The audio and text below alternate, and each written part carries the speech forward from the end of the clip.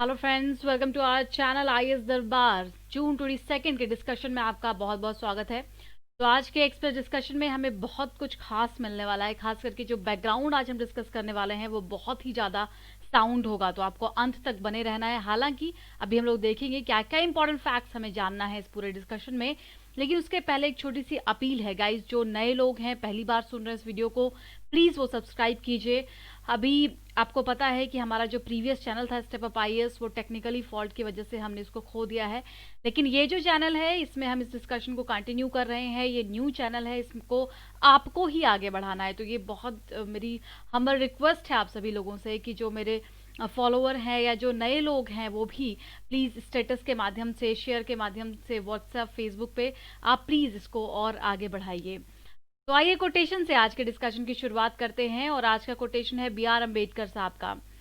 Woman से associated है ये कोटेशन, इसको आप यूज कर सकते हैं। I measure the progress of a community by the degree of progress which women have achieved. किसी भी सोसाइटी या कम्युनिटी में जो प्रोग्रेस होता है, अगर आपको ये पता करना है तो वहां पर आप वहां की महिलाओं के अचीवमेंट के बारे में देख सकते हैं, उनके प्रोग्रेस के बारे में नोट कर सकते हैं। ये कहना है बी आर अम्बेडकर साहब का। तो आप कई जगहों पर ऐसे कोटेशंस का यूज कर सकते हैं। आपको मालूम होगा जीएस की जब हम तैयारी करते हैं यूपीएससी में, तो पेपर 4 काफी इंपॉर्टेंट होता है, right? That is ethics. Ethics में हमें कई बार कोटेशंस को यूज करने की जरूरत पड़ती है। दूसरा, जो ऐसे राइटिंग का पेपर होता है आपका 250 नंबर का, वहां पर ऐसे आपके काम आते हैं जिसमें आपको वुमेन पर या कोई और सोशल फेनोमेना पर ऐसे लिखने को पूछ सकते हैं वो लोग, राइट?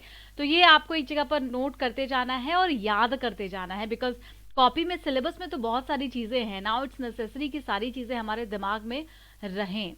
तो आज के डिस्कशन में क्या कुछ खास है, कोटेशन आपको मिल चुका है, आई होप नोट कर लिया होगा आपने। आज का जो बैकग्राउंड होगा, जब हम, आपको मालूम होगा कि जब हम आर्टिकल को डिस्कस करते हैं, शुरू करते हैं, तो उसको समझने के लिए कुछ बैकग्राउंड्स को डिस्कस करते हैं, यानी कि बेसिक फैक्ट्स को जानते हैं। आज वो बहुत ही साउंड होने वाला है, बहुत सारे फैक्ट्स आपको पता चलेंगे, छोटे छोटे फैक्ट्स। और डिस्कशन किन किन मुद्दों पर होगा, तो पहला हम डिस्कस करेंगे क्राइसिस एंड मोबिलाइजेशन आइडियाज वाले पेज पर। बहुत बड़ा सा आर्टिकल है ये, अशोक गुलाटी साहब का, काफी अच्छा आर्टिकल है। दूसरा article returning to the city migrant worker पर एसोसिएटेड आर्टिकल है। और तीसरा article once again India Nepal relation पर है। आपको एक बात बता दें कि इंडिया नेपाल रिलेशन पर जो ये आर्टिकल लिखा गया है, ये लिखा तो गया है नेपाल के एक व्यक्ति के द्वारा, लेकिन उन्होंने बहुत ही बैलेंस तरीके से आर्टिकल को लिखा, और आपको कई सारे फैक्ट्स अपने आंसर राइटिंग के लिए उस आर्टिकल से मिल जाएंगे। तो विल डिस्कस दिस ऑल्सो, ये एक्सप्लेन पेज पर आया हुआ है। एंड मेंस के लिए क्वेश्चन दिए जा रहे हैं, हम लोग अपना काम डेली कर रहे हैं, और मुझे पूरी उम्मीद है कि आप लोग भी आंसर राइटिंग कर रहे होंगे। सब जो ऑब्जेक्टिव क्वेश्चन है वो आपको प्रीवियस डे के भी क्वेश्चन का आंसर मिल जाएगा, और आज को भी जो नया क्वेश्चन है वो भी मिल जाएगा। अगर कहीं कोई क्वेश्चन में बदलाव हुआ होगा तो उसका भी आंसर आज आपको पता चलेगा, ठीक है?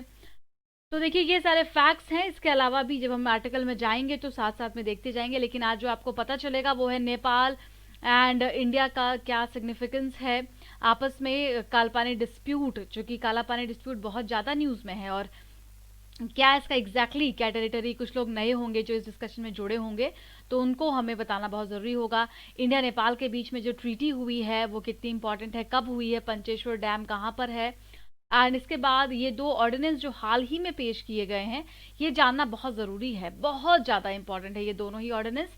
तो एक बार इसका हम रिविजन करेंगे, और एक और एक्ट जो आपको मालूम होगा इंटरस्टेट माइग्रेंट वर्कमैन के बारे में, वो भी हम यहाँ से देख लेंगे, राइट? तो आइए स्टार्ट करते हैं। एंड यहाँ पे आर्टिकल देख लेते हैं, क्राइसिस एंड मोबिलाइजेशन, दूसरा article returning to the city, and तीसरा एक्सप्लेन पेज का। और क्वेश्चंस है आपके सामने, अब 4 क्वेश्चन है टोटल, फाइन। प्लीज ध्यान से पढ़िएगा, इसको ध्यान से समझिएगा। स्ट्रेटेजिक और नॉन स्ट्रेटेजिक डिसइन्वेस्टमेंट क्या होता है, ये आपको आर्टिकल में मैं बताऊंगी ये क्या होता है। उसके बाद आपको आंसर लिखना है। आप देखेंगे जब आर्टिकल को आप खत्म करेंगे तो आपको वहां से पॉइंट्स मिल जाएंगे इन क्वेश्चन का आंसर करने के लिए, ठीक है? चौथा सवाल देखिए, बहुत ही इंपॉर्टेंट है आईआर का। The geopolitics of South Asia is more affected by external interference than forces of the region. ये क्वेश्चन बहुत रेलेवेंट है गाइस। अगर आप में से कोई भी इन क्वेश्चन का कलेक्शन कर रहा होगा तो आप देखिएगा ज़रूर, जब मेंस में क्वेश्चंस आपको पूछे जाएंगे बस आप उस दिन इवनिंग में आके अपने उस आंसर राइटिंग की कॉपी को पलटना, ये इन क्वेश्चंस को चेक करना जो हमने आपको दिया होगा। और अगर आप इस बार मेंस लिखेंगे, आप में से जो भी लोग हैं, they will feel actually very good that time कि मैंने इन सारे क्वेश्चंस को सुना हुआ था, देखा हुआ था। ये हमारा पर्सनल एक्सपीरियंस है गाइस, कि जो आंसर राइटिंग के का जो लेवल यहाँ पर आपको दिया जाता है, या जो भी प्लेटफॉर्म के माध्यम से दे पा रहे हैं, क्योंकि हमारा पूरा कोर्स है जहाँ पे आंसर राइटिंग की ट्रेनिंग दी जाती है, और हमने हर बार एग्जाम में देखा है कि जो एग्जैक्टली हमने फॉर्म किया है क्वेश्चन, वो एग्जाम में मिलता है। तो प्लीज इस बात पर ट्रस्ट करना है और इन सारे क्वेश्चंस को आपको समझना है और कलेक्ट करना है एक जगह पर। फाइन। ऑब्जेक्टिव क्वेश्चन में कहाँ कहाँ पर आपको अवेयर रहना है। काला पानी dispute area, Pancheshwar dam, Nepal और इंडिया में जो बॉर्डर शेयर होता है उसमें जो भी राज्य बीच में आते हैं, उसके बाद 2 ऑर्डिनेंस जो है उसके बारे में ध्यान देंगे आप। ये जानकारी कोचिंग से जुड़ी हुई है, अभी ऑनलाइन प्लेटफॉर्म अवेलेबल है यहाँ पर, आप कांटेक्ट कर सकते हैं 8750069419 पर। ठीक है, इसमें आपको पर्सनल गाइडेंस का पूरा कोर्स दिया जाता है, और आपको मालूम होगा कि step up IAS institute private limited जो हमारी इंस्टीट्यूट है, उसमें ये फैसिलिटीज़ बहुत दिनों से प्रोवाइडेड है, और अब ये पूरा फीचर यहाँ आईएएस दरबार पे आपको डिस्कस किया जा रहा है। सो आपको कोई भी किसी भी तरीके की जानकारी चाहिए हो कि कोर्स में कैसे ज्वाइन किया जाता है, गाइडेंस प्रोग्राम कैसे लिया जाता है, आप बेझिझक पता कर सकते हैं। ठीक है, so let's start the discussion. और आज का पहला डिस्कशन होगा क्राइसिस एंड मोबिलाइजेशन पर। सिलेबस यहाँ पे थोड़ा सा गड़बड़ है, आज सिलेबस को हम देख लेंगे। ये कहाँ पर आ जाएगा, पेपर 3 में आ जाएगा ये। ठीक है, एग्रीकल्चर वाले सेक्शन में आ जाएगा। फाइन, और इकोनॉमी से एसोसिएटेड हो जाएगा। तो आइए देखते हैं, इसमें बैकग्राउंड पहले हम डिस्कस करेंगे। बैकग्राउंड में हम इस एक्ट को रिवाइज करेंगे। आई होप आपको याद होगा इस एक्ट के जो भी फीचर हमने लास्ट डे भी डिस्कस किया था, regulation of employment and condition of service act. इसमें क्या क्या खास बातें थी, तो जो माइग्रेंट वर्कर होते हैं, एक राज्य से दूसरे राज्य में जाते हैं काम करने के लिए, उनकी सिक्योरिटी के लिए ये पूरा एक्ट लाया गया था। आप सोच के देखिए कि 1979 में ही ये एक्ट लाया गया था, लेकिन आज जब ये पेंडेमिक की वजह से लॉकडाउन हुआ, क्योंकि इधर अगर आप 100 साल की हिस्ट्री में देखें तो ऐसा कभी नहीं हुआ था कि इतने इतने महीनों के लिए सब कुछ बंद हो जाए, लॉकडाउन इस तरीके से हो जाए।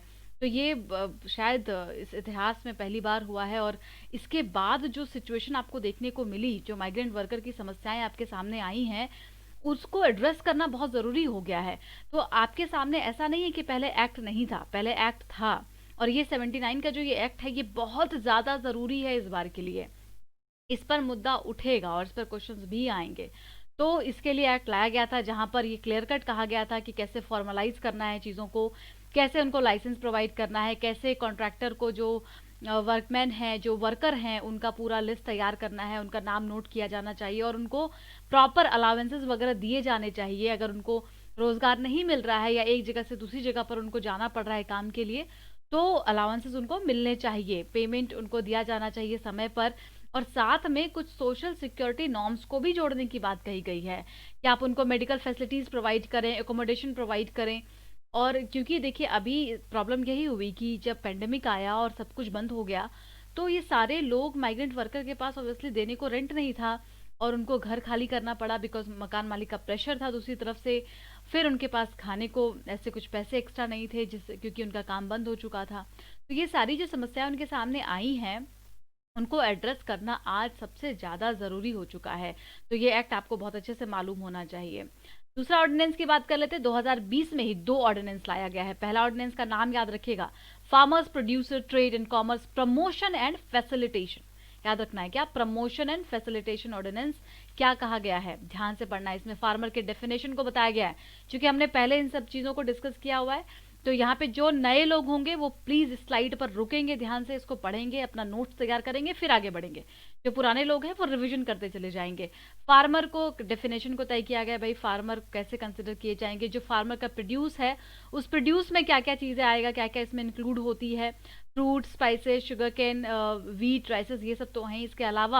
इसके अलावा जो पोल्ट्री प्रोडक्ट्स होते हैं, गोट्री, fisheries, dairy, raw cotton, jute, ये सारे प्रोडक्ट्स में इंक्लूड कर दिए गए।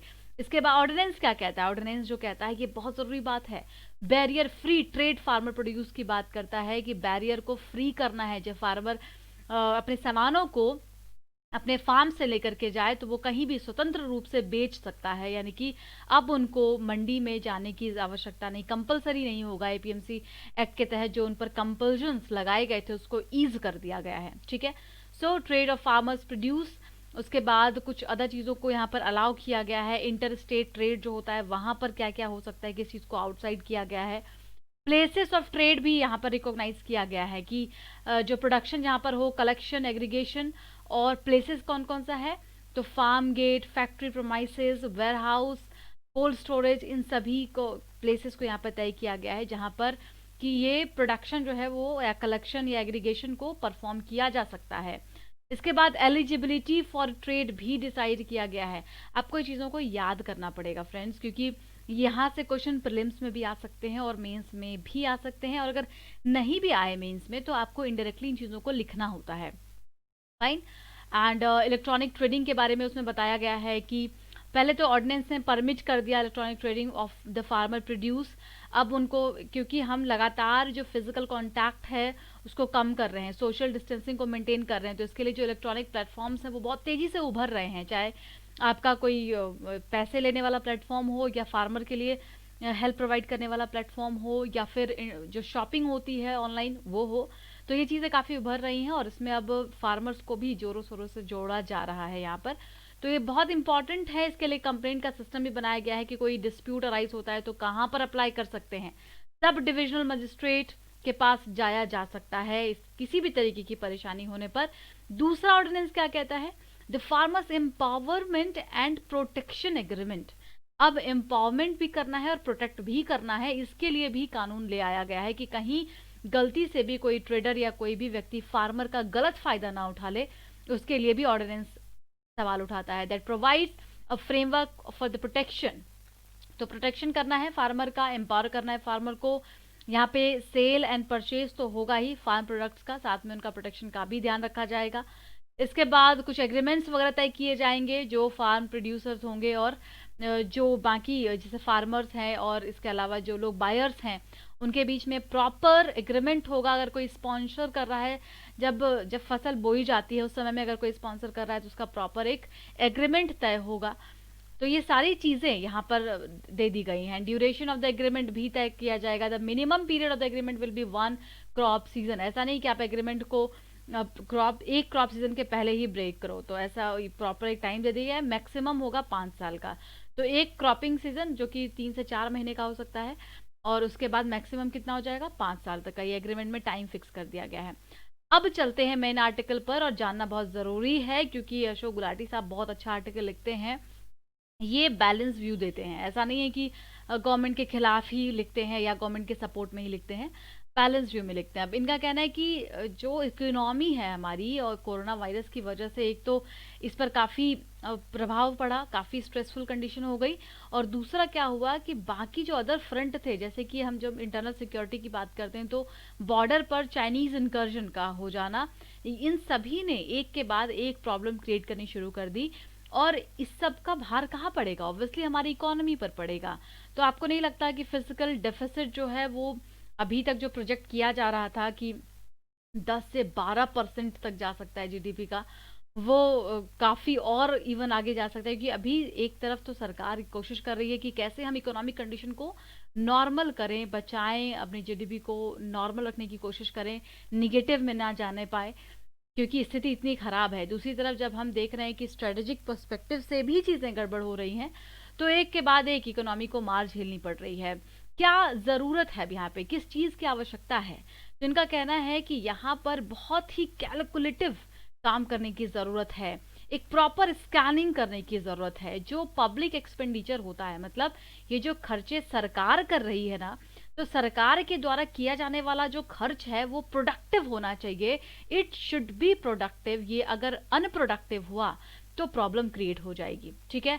अब यहीं पे ये जिक्र करते हैं नॉन स्ट्रेटेजिक स्टेट एंटरप्राइजेस का, यानी कि स्ट्रेटेजिक सेल और नॉन स्ट्रेटेजिक सेल जो होता है। तो आपको मालूम होगा कि सरकार एक तय करती है अपना अमाउंट, जैसे हर साल गवर्नमेंट कुछ फिक्स करती है। पिछली बार सरकार ने सोचा था कि वो 105 लाख करोड़ रुपीस तक डिसइन्वेस्टमेंट करेगी, हालांकि उतना नहीं कर पाया, उससे बहुत कम तक रह गए थे। तो हर बार सरकार एक अलग अलग फिक्स करती है अमाउंट कि हमें डिसइन्वेस्टमेंट कितना करना है और वहां से कितना मॉनेटरी असिस्टेंस लेना है। तो ये कैसे होता है, पीएसयूज के जो शेयर्स हैं उसको भी इसके थ्रू बेचा जाता है। अब जब वो शेयर को बेचा जाता है तो दो तरीके से हो सकता है, एक तो है कि आप सिर्फ और सिर्फ शेयर को किसी प्राइवेट स्टेक होल्डर को बेच रहे हैं, दूसरा है कि आप मैनेजमेंट कंट्रोल भी प्रोवाइड कर रहे हैं। तो जब मैनेजमेंट कंट्रोल प्रोवाइड कर दिया जाएगा किसी प्राइवेट स्टेक होल्डर को पब्लिक कंपनी में, पीएसयू में, तो उसको स्ट्रेटेजिक सेल माना जाएगा। ध्यान दीजिएगा, ठीक है ना। तो यहाँ पर आपको अलग अलग एंगल से समझना है। जब स्ट्रेटेजिक और नॉन स्ट्रेटेजिक हम पीएसयूज की बात करेंगे तो वहां पर आ जाता है फिर वो सिक्योरिटी वाला पर्सपेक्टिव कि स्ट्रेटेजिक में जो आर्म्स वगैरह है या डिफेंस से एसोसिएटेड जो भी चीज़ें हैं, एटॉमिक एनर्जी है, रेलवे है, वो सब स्ट्रेटेजिक में आ जाते हैं। लेकिन जब हम डिसइन्वेस्टमेंट की बात करेंगे तो डिसइन्वेस्टमेंट में आ जाएगा कि आप शेयर भी बेच रहे हैं और आप मैनेजमेंट कंट्रोल भी प्रोवाइड कर रहे हैं। That will terms as a strategic and non strategic. Fine. तो आई होप ये क्लियर हो गया होगा। अब यहाँ से जो पैसे रेज करेगी सरकार, तो उसको सरकार को क्या करना चाहिए, सही जगह पर खर्च करना चाहिए। अब देखिए ये फिर से चूंकि ये एग्रीकल्चर को टारगेट करके लिखते हैं तो अब ये आते हैं फार्मर के ऊपर, उनकी समस्या के ऊपर और फूड स्टोरेज के ऊपर। फूड कॉरपोरेशन ऑफ इंडिया के पास आपको मालूम होगा माउंटेन्स ऑफ ग्रेन्स है। हमने इस पर, आपको याद है, कई सारे आर्टिकल को डिस्कस किया है। हमने इसके पॉजिटिव फैक्ट को भी डिस्कस किया है, नेगेटिव को भी डिस्कस किया है। कि सभी लोग जानते हैं कि आज एफसीआई के पास जो फूड ग्रेन है वो बहुत ज़्यादा है, मोर देन इनफ है, 3-4 टाइम्स ज़्यादा है जितना उनके पास होना चाहिए। तो इनका कहना है कि 1 जुलाई का अगर हम स्टॉक देखते हैं तो वो है 91 to 92 मिलियन टन के करीब जो एफसीआई में है। और रिक्वायरमेंट कितने की है, 41.12 मिलियन टन की रिक्वायरमेंट है। मतलब कि आपके पास जो रिजर्व है वो कहीं ज़्यादा है और ये एक्सेस स्टॉक है। इनका कहना है कि ये एक्सेस स्टॉक है 50 मिलियन टन का। और इसकी वजह से देखिए क्या हो रहा है, एक्सेस स्टॉक टर्न है, ये तो अच्छी बात है, आपको लग रहा होगा यार बहुत ही अच्छा है, स्टॉक होना चाहिए, कहीं गलती से कभी अगर सूखा पड़ जाए या फिर बाढ़ की स्थिति आ जाए तो हम वहां पर फूड क्राइसिस में तो कम से कम नहीं जाएंगे। ये एक एंगल है, ठीक है। लेकिन दूसरा एंगल जो ये आर्टिकल में डिस्कस कर रहे हैं वो क्या है, वो ये है कि जब आप इसको मैनेज करते हो, जैसे फूड कॉर्पोरेशन ऑफ इंडिया के पास जब इतना सारा स्टॉक फूड ग्रेन का होता है और वो जब उसको मैनेज करते हैं तो उसमें भी खर्च आता है, ठीक है। ये कहते हैं कि इस पूरे राइस कॉस्ट का जब हम इकोनॉमिक कॉस्ट यहाँ पे देखते हैं, एस्टिमेट करते हैं, तो वो कितना बैठता है। वो राइस का बताते हैं 2020-21 में टोटल 37,267 रुपीज़ पर टन के हिसाब से ये टोटल बैठता है। और वही सेम वीट का भी है 28 के करीब, ठीक है। तो ये अमाउंट सरकार यहाँ पर खर्च कर रही है। और जब एक्सेस स्टॉक का बर्डन सरकार उठा रही है एफसीआई के माध्यम से, तो इनको उसको मेंटेन करने में बहुत एक्स्ट्रा अमाउंट देना पड़ रहा है। ध्यान दीजिएगा, आई होप आपको क्लियर हो रहा होगा। ये जो एक्स्ट्रा स्टॉक सरकार को जमा करना होता है एफसीआई में, तो उनको उसका इंटरेस्ट कॉस्ट भी पे करना होता है, ठीक है। अब आप जब कहीं पर स्टॉक तो रखेंगे, आप राइस को या गेहूं को कहाँ सरकारी दफ्तर में तो नहीं रखेंगे, आप उसको किसी जगह पर गोडाउन में रखेंगे, अलग अलग जगह पर स्टोरेज कैपेसिटी जहाँ आपने बना रखी होगी वहाँ पे स्टोर करेंगे। है वो सरकार का, लेकिन सरकार को भी उसके लिए पैसे देने पड़ते हैं। तो इस पूरे स्टॉक को मेंटेन करने के लिए जो सरकार का खर्चा बैठ रहा है वो 8,000 से 10,000 करोड़ रुपए पर एनएम के हिसाब से बैठ रहा है। और इनका कहना है कि ये एकदम फूड पॉलिसी मानी जा सकती है जब आप एक्सेस स्टॉक को जमा कर रहे हैं बिकॉज ऑफ द इनसिक्योरिटी।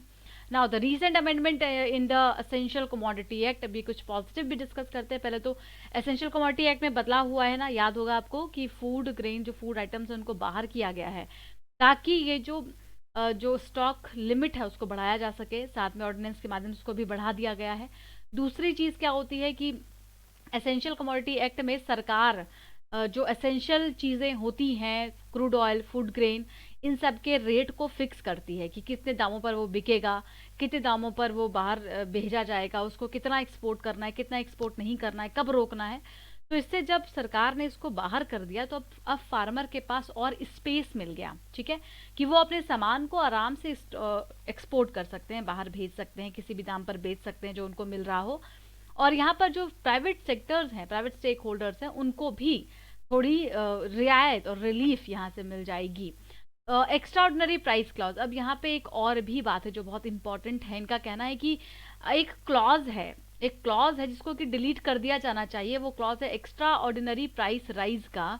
देखिए, कोई भी प्राइवेट कंपनी है, अगर वो आपके यहाँ पर इन्वेस्ट कर रही है तो उसमें वो अपना ज़रूर फायदा देखती है, राइट। लेकिन अगर अगर उसको डराया जाएगा तो वो कई बार इन्वेस्ट नहीं करेगी। जैसे अगर कोई व्यक्ति यहाँ भारत में कंपनी खोलना चाहता है, मान लीजिए बहुत सारी कंपनी भी चाइना में है और उनको लगता है कि चलो इंडिया में ज़्यादा बेनिफिट मिल रहा है क्योंकि इंडिया में टैक्स स्लैब काफ़ी कम कर दिया गया है और का ईज़ ऑफ डूइंग बिजनेस में अच्छी रैंकिंग आ रही है भारत की। काफ़ी कम जो पेपर वर्क है वो हो रहा है, सब कुछ ऑनलाइन चीज़ें हो रही हैं, तो हम वहाँ भारत में जा सकते हैं, राइट। लेकिन जब वो भारत में आते हैं तब उनके ऊपर ये कहा जाता है कि अगर आप यहाँ पे कंपनी लगाओगे तो आपको इन इन चीज़ों को मानना पड़ेगा, इन नॉर्म्स को मानना पड़ेगा। अगर आप नहीं मानोगे तो आपको जेल में डाल दिया जाएगा, या फिर अगर आपकी कंपनी डूबती है तो आपको आसानी से उसको खत्म करने को नहीं दिया जाएगा। तो अगर उनको डरा दिया जाएगा तो कोई भी इन्वेस्ट भारत में करना नहीं चाहेगा। वही चीज़ यहाँ पर ये कह रहे हैं कि जो क्लॉज हैं, ऐसे क्लॉज जो प्राइवेट इन्वेस्टर्स को, प्राइवेट सेक्टर्स को डराते हैं, उनको हमें हटाना चाहिए। अगर हम इस फील्ड में, एग्रीकल्चर के फील्ड में या फूड स्टोरेज के माध्यम से, या इस जो आपने एसेंशियल कमोडिटी एक्ट में रिलीफ ला करके जो आपका टारगेट है कि यहाँ पे प्राइवेट इन्वेस्टर्स बढ़ें, स्टॉक पाइलिंग करें, stock piling in the sense कि स्टॉक जमा करें वो, तो वो फिर नहीं आएंगे। तो उनको मोटिवेट करने की यहाँ पर ज़रूरत पड़ रही है। तो ये इंपॉर्टेंट बातें इन्होंने कही। इसके लिए इन्होंने फिर उसका ऑर्डिनेंस का भी जिक्र किया है कि सरकार अभी जो ऑर्डिनेंस लेकर के आई है वो काफ़ी कमेंडेबल है। जैसे कि एपीएमसी मंडी में के बाहर प्रोड्यूस को सेल किया जा सकता है, ये काफ़ी हेल्पफुल हो जाएगा फार्मर्स के लिए, राइट।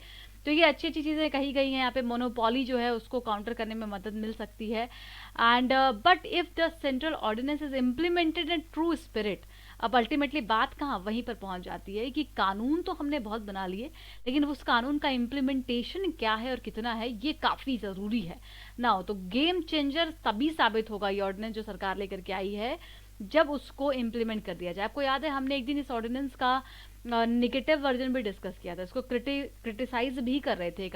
एक राइटर जिसको हमने डिस्कस किया था, उनका कहना था कि ये फार्मर को सही मायने में मदद नहीं पहुंचाएगा, सरकार को इसके लिए लॉ लेके आना चाहिए और लॉ को पब्लिक डोमेन में रखना चाहिए, उस पर डिबेट डिस्कशन होना चाहिए।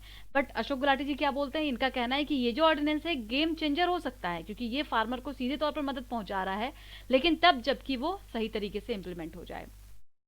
दूसरा आर्टिकल आपको याद होगा, अभी हमने जस्ट डिस्कस किया था, एम्पावरमेंट एंड प्रोटेक्शन एग्रीमेंट। इनका कहना है कि ये भी काफ़ी अच्छा आइडिया है जो फार्मर को हेल्प पहुंचाएगा। और अल्टीमेटली ये सारी चीज़ें जो हैं, जो 3 ऑर्डिनेंसेस अभी लाए गए हैं, ये काफ़ी राइट डायरेक्शन में है, लेकिन तब अगर इनका अच्छे से आगे यूज़ होता है, इम्प्लीमेंटेशन होता है, they can lay foundation of much more efficient agri marketing system in India than existing one.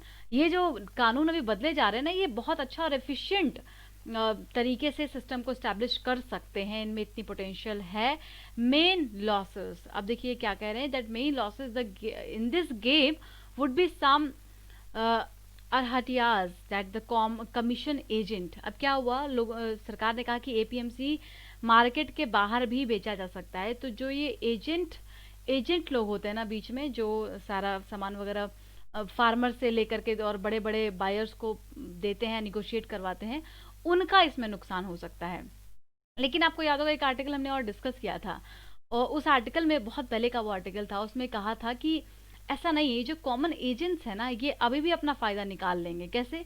कि जो फार्मर हैं, फार्मर ना तो अभी उतना उनको हमने अवेयर किया है कि इसके लिए अवेयरनेस की बहुत ज़्यादा ज़रूरत पड़ेगी, ना ही वो इतने ज़्यादा टेक्नोलॉजिकली बहुत ही साउंड है। तो उनको अल्टीमेटली ये जो एजेंट हैं वो उनको कैप्चर कर लेंगे, उनको उन तक पहुंच जाएंगे, और अभी भी इनका काम जो है वो चलता ही रहेगा। खैर, इस आर्टिकल का मानना है कि इनका यहाँ पर नुकसान हुआ है। Now another area to mobilise resources. अब इनका कहना है कि ये अभी जो इतनी बड़ी क्राइसिस है, इसमें हमें क्या करना चाहिए, हमें सही और प्रोडक्टिव फैसले को लेना होगा और जो हमारे रिसोर्सेज को सही जगह पर लगाना होगा, राइट। तो वो कैसे हम कर सकते हैं, तो फूड सब्सिडीज़ वगैरह जो दिए जाते हैं उसमें रेशनलाइज करना होगा चीज़ों को, उसको प्रोविजन करना होगा। इसके अलावा एफसीआई के पास जो इतना एक्स्ट्रा स्टॉक है उसको, the number is a highly misleading, FCI has been asked to borrow more and more resources to from the sources, specially NSS fund. तो ये सारे स्टेप्स हैं जो यहाँ पे सरकार ले सकती है अपने इस प्रॉब्लम से बाहर आने के लिए। कंक्लूजन में कहना है, बहुत अच्छा कंक्लूजन है, इकोनॉमिक सर्वे में जो एडवाइस दिया था उनके चीफ इकोनॉमिक एडवाइजर ने, उनकी बात अगर मान ली जाए तो भी बहुत सही है। तो उन्होंने क्या एडवाइस दिया था? Reduce the coverage under PDS. ठीक है, ये जो पीडीएस के अंदर आप इतने सारे लोगों को, आपको याद होगा 67% करीब लोग हैं जो इसके अंतर्गत आते हैं, उसको हमें रिड्यूस करना चाहिए। Link issue price to at least half of the procurement price. ठीक है, और इशू प्राइस जो हो प्रोक्योरमेंट प्राइस के एटलीस्ट हाफ हो, and move gradually toward the cash transfer. धीरे धीरे सरकार को ये सब्सिडी जो देती है, फूड सब्सिडी या फर्टिलाइजर सब्सिडीज की जगह पे कैश ट्रांसफर की तरफ शिफ्ट होना चाहिए। ऐसा करने से, ये स्टेप जो होगा, ऐसा करने से ये सरकार 50,000 करोड़ रुपए एनुअली बचा सकती है। ठीक है, तो काफ़ी अच्छा सुझाव, क्रिटिसिज्म भी और पॉजिटिविटी भी, और साथ में एक अच्छा कंक्लूजन भी आपको मिल रहा है। आई होप क्लियर हो गई होंगी आपको सारी चीज़ें, और आपको इसको आंसर में ज़रूर लिखना है, और आई होप आप लिख देंगे ज़रूर से ज़रूर।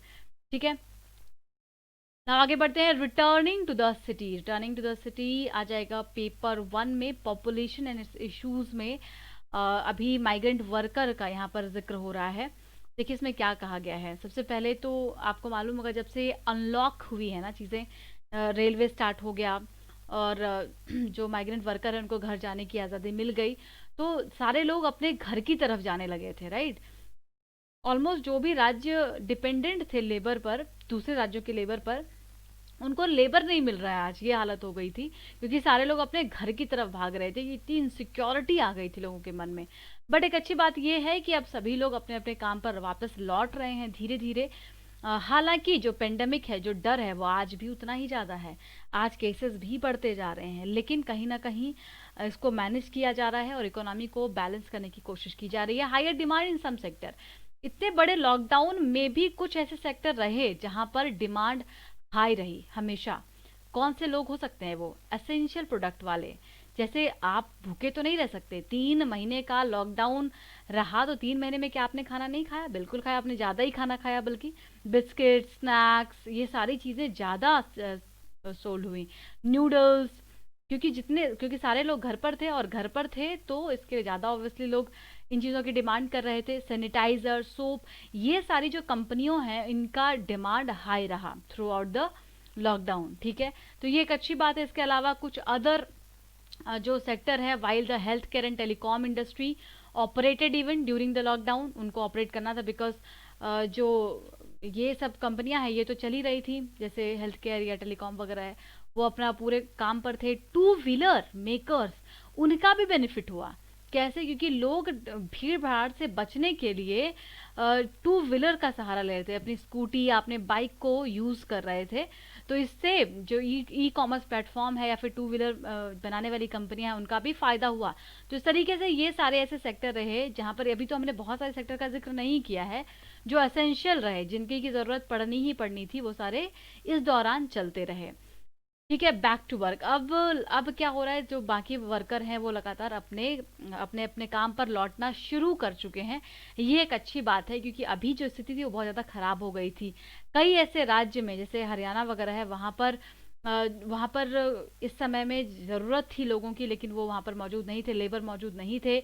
मैन पावर जो शॉर्टेज हो गया था काफ़ी ज़्यादा, इसकी वजह से काम का काफ़ी नुकसान हो रहा था लोगों के। और ऑटो मैन्युफैक्चर, इसके अलावा ऑनलाइन ग्रॉसरीज जो हैं, जो जैसे डिलीवरी करते हैं, होम डिलीवरी करते हैं, इनके लिए लोग नहीं मिल रहे थे इनको। पंजाब, हरियाणा, जहाँ पर काफ़ी धान वगैरह ग्रो किया जा रहा है इस समय में, उनको वो काफ़ी रिलाय होते हैं माइग्रेंट वर्कर पर। आपको याद होगा, पंजाब से, हरियाणा से लोग बड़ी बड़ी संख्या में वापस जा रहे थे, और ज़्यादातर जो माइग्रेंट वर्कर है वो कहाँ के हैं? बिहार, झारखंड, यूपी, छत्तीसगढ़, इन राज्यों से हैं। तो सारे लोग अपने अपने घर की तरफ जा रहे थे, उनके पास कोई ऑप्शन नहीं था। और अब मनरेगा की बात करें तो मनरेगा में हर जगह पर अलग अलग दिया जा रहा है वेतन। जैसे कहीं पर 194 रुपये पर डे दिया जाता है बिहार में, वहीं 201 रुपये यूपी में दिया जा रहा है। तो इस तरीके से अलग अलग तरीके से सरकार मदद करने की कोशिश करे। अल्टीमेटली गवर्नमेंट एक और स्कीम के साथ आती है, गरीब कल्याण रोजगार अभियान। आपने इसके बारे में पढ़ा भी होगा, ये बहुत इंपॉर्टेंट है। इसको अभी लॉन्च किया है गवर्नमेंट ने 116 राज्यों में। ठीक है, और इन सारे राज्यों में वहाँ पर जो माइग्रेंट वर्कर पहुँचे हैं, उनको एक अपॉर्चुनिटी प्रोवाइड की जा रही है, ताकि वो वहाँ पर काम कर सकें। जो रिटर्नी माइग्रेंट वर्कर हैं उनको वहाँ पर काम मिल सके। But such schemes can not substitute for private sector activity. Obviously सरकार कितने भी एक्टिविटीज़ को लेकर के आ जाए, स्कीम्स को लेकर के आ जाए, लेकिन जो प्राइवेट सेक्टर में एक्टिविटीज़ होती हैं, या जैसे आप मान लीजिए अगर एक गांव में अचानक से 500 लोग लौट आते हैं, ठीक है। अब वो 500 लोग अलग अलग शहरों में थे, अलग अलग राज्यों में थे, वो अलग अलग सेक्टर में काम कर रहे थे। कुछ लोग किसी फार्म में काम कर रहे थे, कुछ लोग प्राइवेट कंपनी में काम कर रहे थे, कुछ लोग मैन्युफैक्चरिंग कंपनी में काम कर रहे थे। तो इन सारे लोगों को आपको लगता है कि सरकार एक साथ जॉब दे पाएगी वहीं पर उसी गांव में? ये पॉसिबल नहीं है। तो प्राइवेट सेक्टर की एक्टिविटीज़ को सब्स्टिट्यूट करना तो पॉसिबल नहीं है, लेकिन सरकार अपनी तरफ से कोशिश लगातार कर रही है। लेकिन अब जो लोग हैं वो भी अपने अपने काम पर वापस जा रहे हैं। ये भी देखा गया कि यूपी, बिहार, झारखंड, वेस्ट बंगाल में खास करके जब से ये ट्रेन के नंबर्स इंक्रीज किए गए हैं, ट्रेन्स वगैरह बढ़ाए गए हैं श्रमिकों के लिए, तब से कोरोना वायरस का जो केस है वो भी लगातार बढ़ रहा है। और वो काफ़ी कंसर्निंग इशू है कि इन राज्यों में अगर इस तरीके से पेंडेमिक फैलेगा ये तो और ज़्यादा खतरा हो सकता है। तो सारी चीज़ को भी मैनेज करना है, बॉर्डर को मैनेज करना है, माइग्रेंट वर्कर को मैनेज करना है, इकोनॉमिक एक्टिविटीज़ को मैनेज करना है। एक बहुत ही क्रूशियल सिचुएशन है राइट नाउ। अगला आर्टिकल है इंडिया नेपाल रिलेशन पर, आईआर में एसोसिएट करेंगे India and it's neighbourhood relation में एक्सप्लेन्ड पे देखते हैं क्या कुछ इंपॉर्टेंट बातें हमें जानने को मिलेंगी। बट पहले हम बैकग्राउंडर देखेंगे। वंस अगेन जो नए लोग हैं वो ध्यान से सुनेंगे, पॉज करके इसको अच्छे से पढ़ेंगे। इंडिया नेपाल के रिलेशन का जब सिग्निफिकेंस आए आपके सामने, तो आपको इन 5 बातों को अपने जहन में हमेशा रखना है। जब भी इंडिया नेपाल का आप आंसर लिखें तो आप इनको टारगेट करें और आंसर लिखना शुरू करें। इसी में आप कुछ फैक्ट्स ऐड करें, कुछ डाटा ऐड करें, आपका आंसर तैयार हो जाएगा। Now share boundary with 5 state. India और नेपाल आपस में पांच राज्यों के साथ बॉर्डर शेयर करते हैं। कल्चरल रिलेशन आपको अच्छे से पता है, हिंदुइज्म, बुद्धिज्म एक बहुत इंपॉर्टेंट और स्ट्रॉन्ग रिलीजन शेयर करते हैं इंडिया नेपाल एक दूसरे के साथ। Treaty of peace and friendship India Nepal के बीच में है। Acts as buffer state, Nepal एक बफर स्टेट की तरह काम करता है चाइना और इंडिया के बीच में। ध्यान दीजिएगा, ओपन बॉर्डर है इंडिया नेपाल के बीच में। एक बहुत ही पीसफुल रिलेशन हम शेयर करते थे, लेकिन अभी कुछ दिनों से खास करके 2005 के बाद, हम इसको जिक्र करेंगे आर्टिकल में, उसके बाद से जो कॉम्बिनेशन है, जो इक्वेशन है इंडिया नेपाल का, वो लगातार बदलता जा रहा है and it is getting tough day by day. तो कुछ इंपॉर्टेंट और बातें, सिग्निफिकेंस हमने देख लिया शुरुआत में, इसको आपको एक बार और पढ़ लेंगे क्योंकि जो पुराने लोग हैं उनको तो मालूम होगा, हमने सब डिस्कस किया हुआ है पहले भी। नेपाल एक बहुत इंपॉर्टेंट है हमारे लिए स्टेट एंड हिस्टोरिकल टाइज हमारा बहुत अच्छा रहा है। जो नेपाल में जो वहाँ की किंगशिप है थी वो बहुत ज़्यादा रिलाई थी इंडिया पे, और उस समय का जो रिलेशन था वो बहुत ही अच्छा था, इसीलिए इसको रोटी बेटी का रिश्ता भी कहा जाता है। बिहार और नेपाल के बीच में काफ़ी स्ट्रॉन्ग रिलेशन है वहाँ से।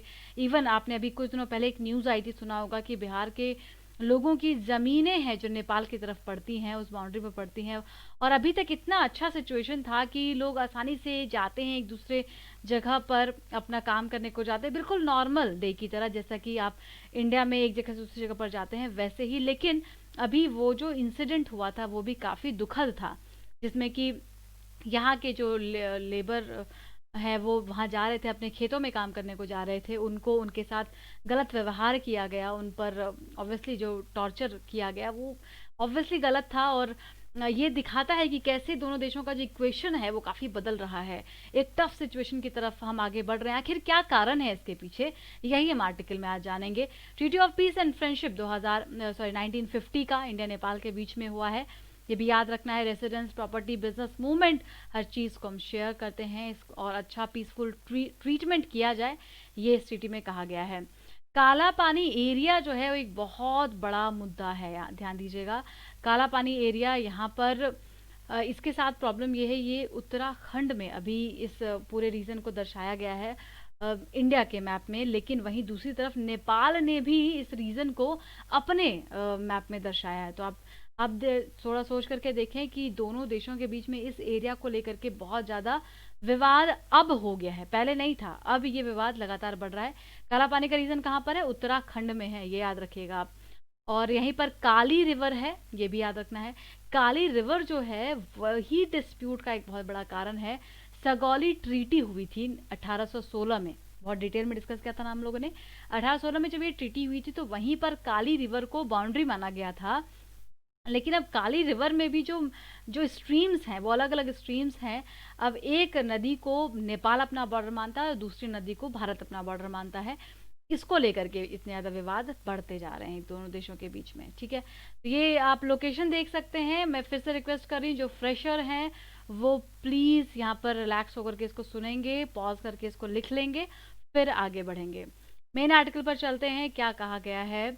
सबसे पहले तो मैं बता दूं कि आर्टिकल को बहुत ही बैलेंस तरीके से लिखने की कोशिश की गई है, ठीक है। सो पहले फेवरिंग इंडिया, इंडिया का फेवर करते हैं कि previous stand off have been effectively resolve through direct negotiation, back channel diplomacy and accommodative spirit on both sides. तो ऐसा नहीं है कि सिचुएशन खराब इससे पहले नहीं रही है। एक बार आपको याद होगा ब्लॉकेट कर दिया गया था, उसके बाद भी दोनों देशों ने आपस में चीज़ों को सुलझाया, बात किया और नॉर्मल किया था सिचुएशन को। अगर और थोड़ा पहले जाकर के देखें तो किंग महेंद्र जब थे वहाँ पर नेपाल में, तो 1960 की ये बात है। एक रोड बनना था, कहाँ पर, नेपाल से तिब्बत को जोड़ने वाली एक रोड थी, वो बनाया जाना था। और ये project that had only developmental significance and no strategic significance at all, ठीक है। तो ये जो था मुद्दा, ये डेवलपमेंटल सिग्निफिकेंस था, ना ही स्ट्रेटेजिक सिग्निफिकेंस था। ये that convincingly assured India way back in the 1960। 1980 में क्या होता है, king Birendra annulled a contract that China had won under a global tender। तो 1980s की बात है जब चाइना एक कॉन्ट्रैक्ट को जीतता है, कहाँ पर, वहीं नेपाल में। और ये जो कॉन्ट्रैक्ट था वो रोड का था, कोल्हापुर बानबासा रोड, ध्यान दीजिएगा, कोल्हापुर बानबासा रोड इसको बनाया जाना था। 210 किलोमीटर का ये रोड था, लेकिन ये इंडिया बॉर्डर के पास था, इसके क्लोज था। फिर इस पर कंसर्न जताया then prime minister Rajiv Gandhi ji ने।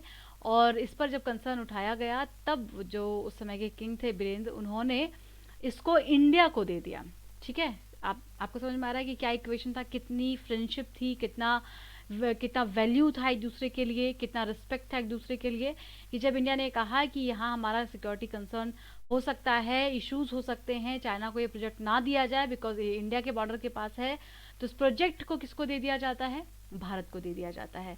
तो इस तरीके का रिलेशन हमने शेयर किया है नेपाल के साथ। इसके बाद अगला एग्जाम्पल ये देते हैं 1962 का, किंग महेंद्र की बात दोबारा से करते हैं कि उस समय में जो काला पानी लोकेशन था उसको टेम्पररी बेसिस पर इनका कहना है कि इसको इंडिया को दिया गया था। तो आप इस बात को मत भूलिएगा कि जो आर्टिकल लिख रहे हैं वो नेपाल के व्यक्ति हैं, तो वो उस तरीके से लिख रहे हैं, लेकिन फिर भी बहुत बैलेंस वे में इन्होंने लिखा है। तो इन्होंने कहा कि कोई भी ऐसा स्ट्रेटेजिक पर्सपेक्टिव से या कोई खतरा भारत को ना हो, इसके लिए उन्होंने टेम्पररी बेसिस पर काला पानी का हिस्सा दिया था भारत को।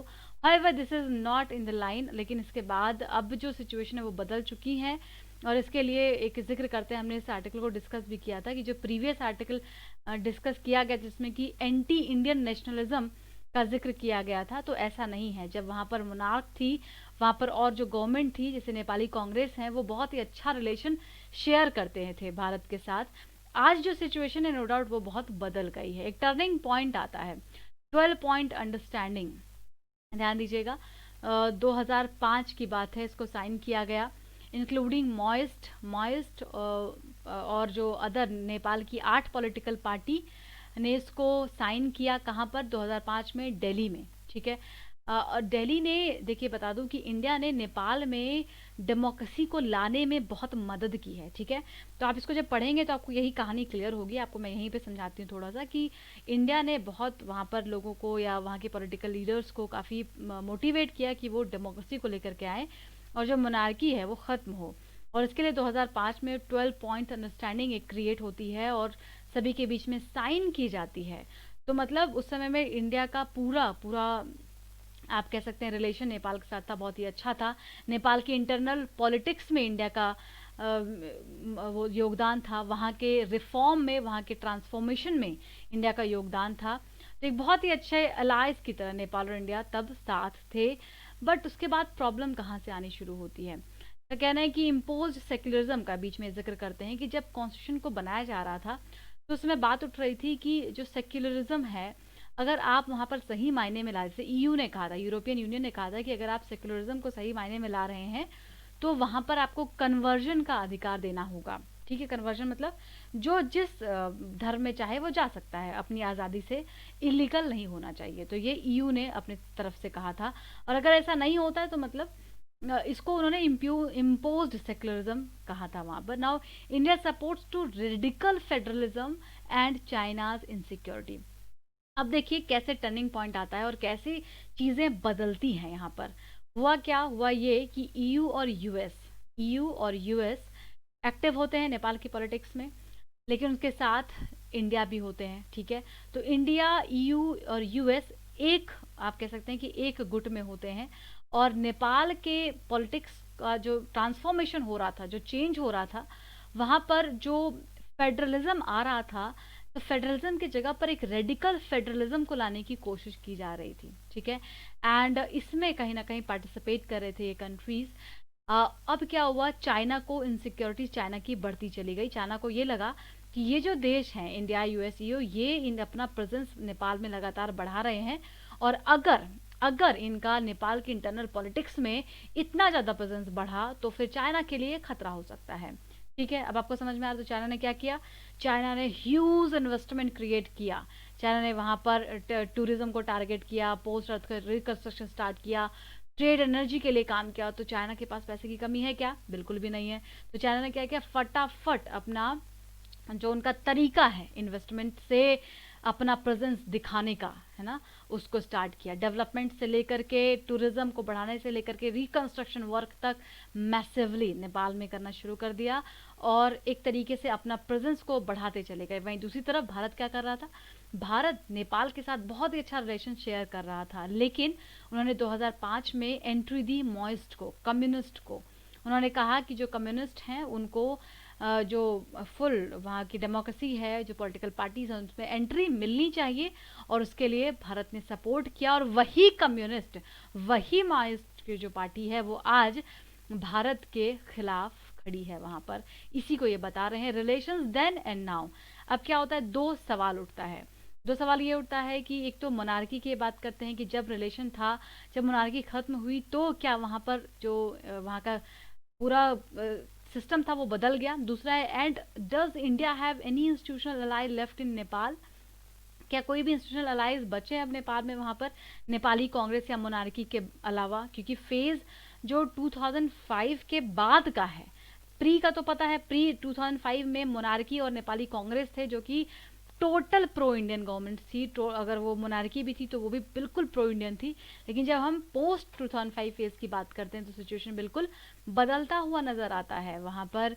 वहाँ की जो पॉलिटिकल पार्टीज थी, देखिए ये है व्यक्ति नेपाल के, लेकिन उन्होंने ओवरऑल चीज़ों को दर्शाया है। इनका कहना है कि जो 12 पॉइंट एग्रीमेंट था ना, उसी ने सारा काम गड़बड़ किया। यहाँ पर Nepali Congress was forced to accept the lead role of Maoist. अब ये जो कम्युनिस्ट थे, इनका लीड रोल को एक्सेप्ट करने में 12 पॉइंट एग्रीमेंट थे, इससे वो कंपेल हो गए, क्योंकि वहाँ की जो 8 पार्टी थी, पॉलिटिकल पार्टी, सबने साइन किया था दिल्ली में इसको।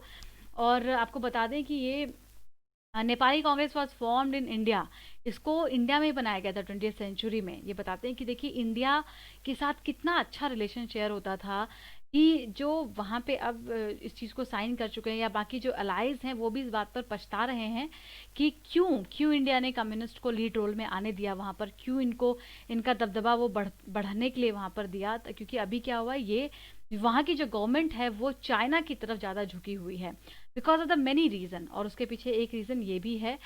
और ये इसने क्या किया, पूरा का पूरा सीक्वेंस जो है वहाँ पर वो गड़बड़ कर दिया।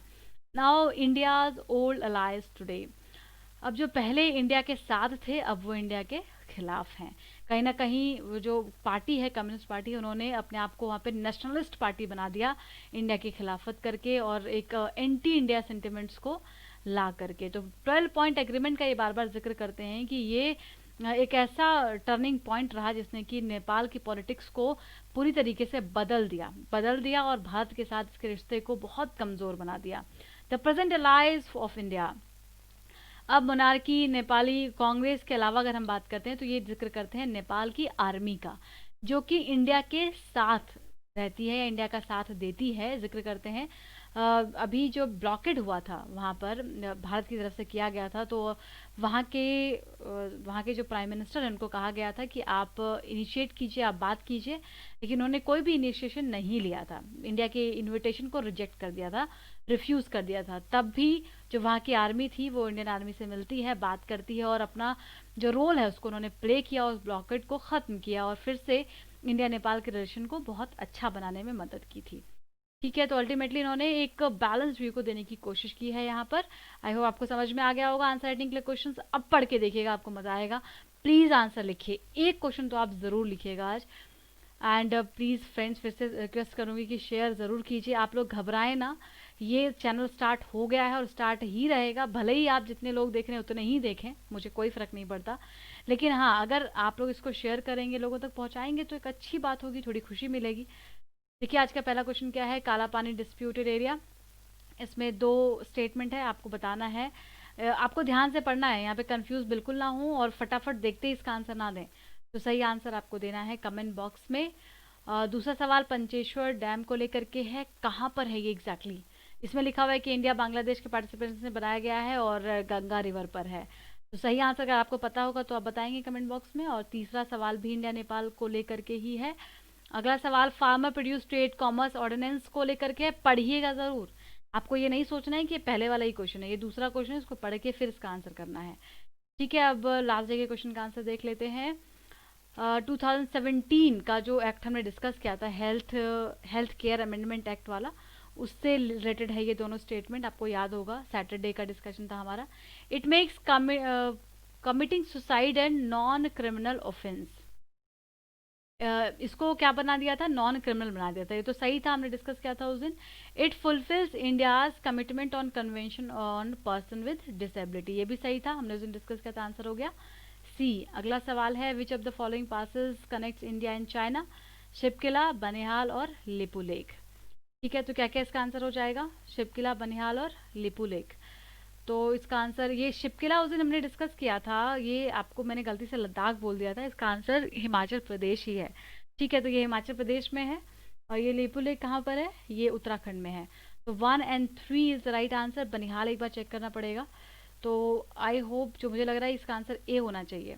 ठीक है, अगला सवाल है माइग्रेंट लेबर को लेकर के। इसमें तीनों ही स्टेटमेंट बिल्कुल सही हैं, तीनों ही माइग्रेंट लेबर्स के लिए हैं। One nation one ration card, PM Asha और पीएम गरीब कल्याण रोजगार अभियान। ठीक है, और आगे बढ़ते हैं। अगला सवाल पूछा गया था आपसे, भूटान, भूटान को कौन कौन सा बॉर्डर है जो टच करता है, Sikkim, Arunachal Pradesh and West Bengal. The answer is, option यहाँ पर गड़बड़ है थोड़ा सा, राइट। तो ऑप्शन इसको करेक्ट करके आपको आंसर बताना था कमेंट बॉक्स में। इसका आंसर यहाँ पे गड़बड़ है थोड़ा सा, इसको मैं आपको कमेंट बॉक्स में बताऊंगी रियलिटी में इसका क्वेश्चन सही करके। ठीक है, अगला सवाल था श्योक रिवर पर। श्योक रिवर में जो दोनों स्टेटमेंट है वो बिल्कुल सही है, रीमो ग्लेशियर से ही श्योक रिवर निकलती है और नुब्रा रिवर उसकी ट्रिब्यूटरी ही भी है। ठीक है, तो सी इसका आंसर हो जाएगा। आज के लिए इतना ही, thank you so much, keep starting, कल फिर मिलते हैं। I request once again, like करें, सब्सक्राइब करें, शेयर करें। Thank you a lot.